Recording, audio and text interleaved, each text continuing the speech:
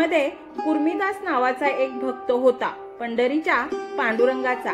या कुर्मीदासाला दोन्ही पाय नव्हते गुडघ्यापासून खाली आणि दोन्ही हात नव्हते कोपरापासून खाली। त्याची इच्छाशक्ती एवढी प्रबळ होती, पंढरीच्या पांडुरंगाचं दर्शन घ्यायचं एवढी इच्छाशक्ती प्रबळ होती आणि त्याने हट्ट पकडला होता। तर या कुर्मीदासाला पंढरीच्या पांडुरंगानं स्वतः येऊन दर्शन दिले। कसे दिले त्याची एक रहस्यमय कथा आज आपण जाणून घेणार आहोत। ही कुठलीही दंतकथा नाही, ही सत्य कथा आहे। त्यासाठी व्हिडिओ नक्की आपण ऐका, पहा आणि कथा ऐकल्यानंतर देवापर्यंत जर पोचायचे असेल, तर प्रत्यक्ष देवाचे दर्शन घ्यायचे असेल आपल्याला, तर भक्ती किती असावी हे नक्की कळेल। तुम्ही पाहत आहात मराठी हिस्ट्री अँड भटकंती चॅनल।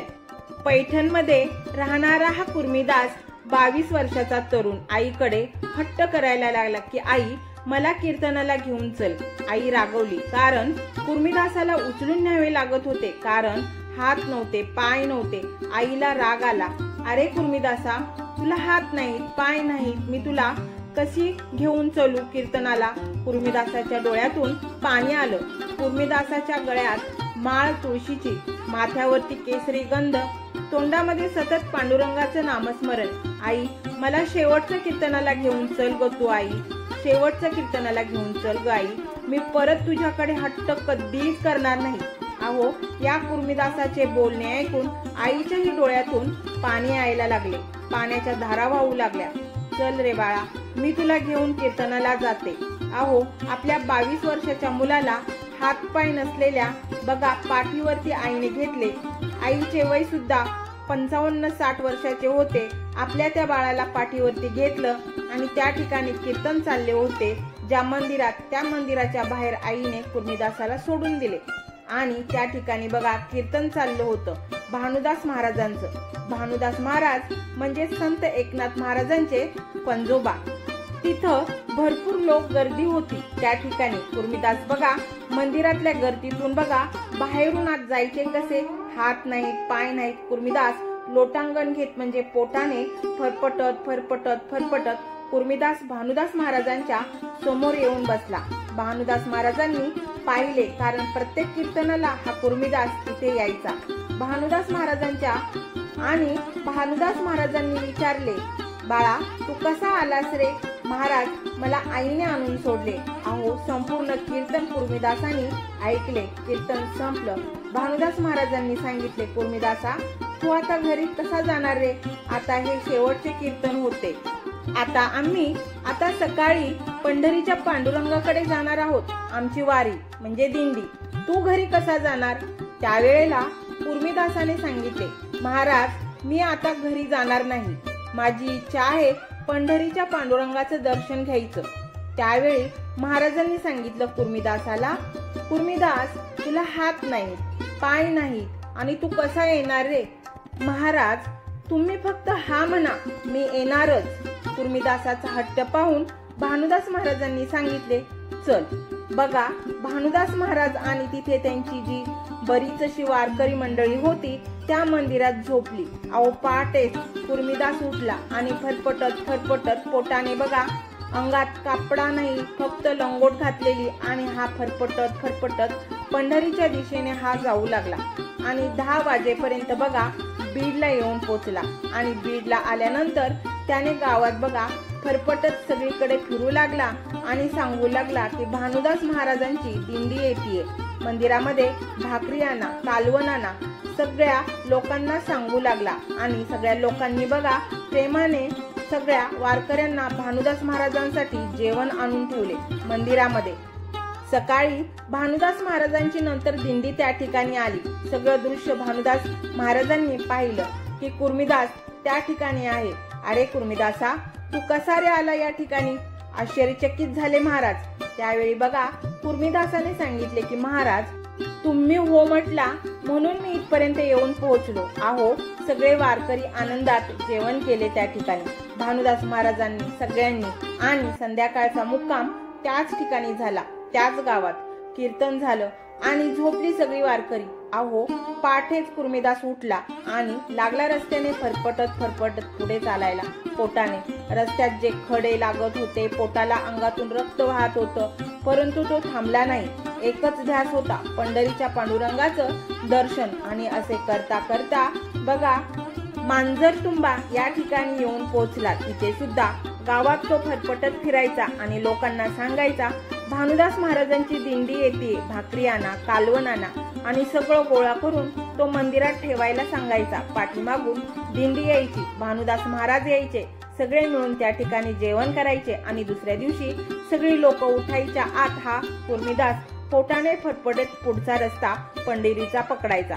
पुढे असेच करता करता येरमाळा, बार्शी करत करत कुर्डीची वाडी आहे त्या ठिकाणी जवळच पुढे लवळगाव, आणि त्या लवळ गावामध्ये कुर्मीदास पोहोचला. सगळ्यांना सांगितले की जेवण आणा, भानुदास महाराजांची दिंडी येते. अहो सगळं गोळा करून ठेवायला लावायचा लोकांना. आणि त्या ठिकाणी भानुदास महाराज आले.